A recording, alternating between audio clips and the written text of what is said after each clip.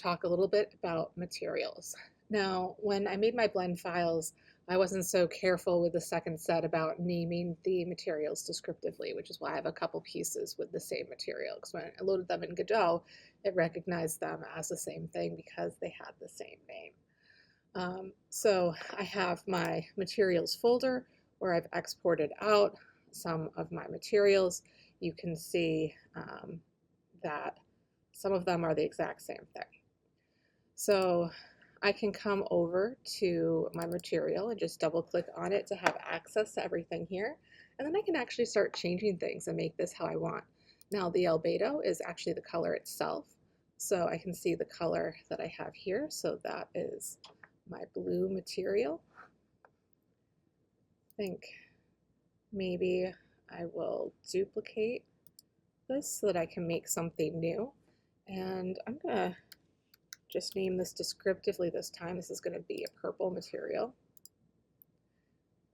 And just double clicking on that to make sure it's active. So if under albedo, if I choose the color field, I can choose the color that I want to have here.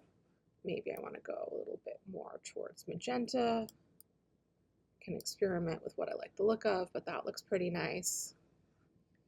All right.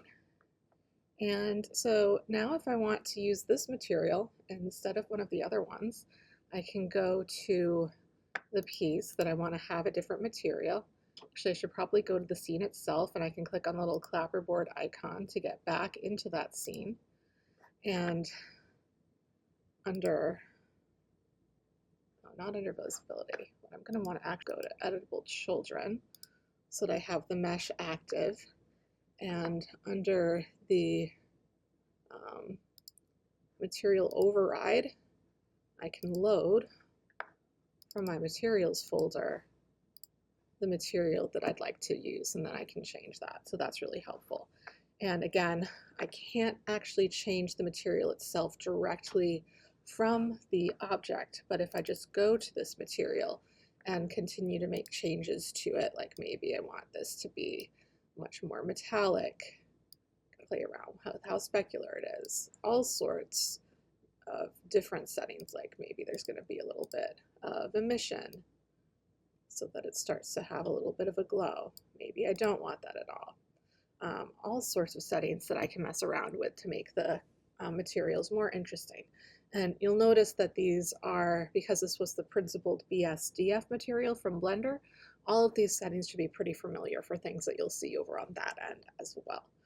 So you certainly can always go back to your file on the Blender side. And actually, as far as that goes, when you go to the models folder, if you right click on one of the models, you can open it in an external program, and that will just open it directly in Blender. And you can certainly make changes to the material on that end as well, whatever ends up being more helpful for you. And I just want to change the color drastically just so you can see that this is updating the material on the object in real time. Let's get a little bit more purple. There we go. All right, and that's all I wanted to share about materials.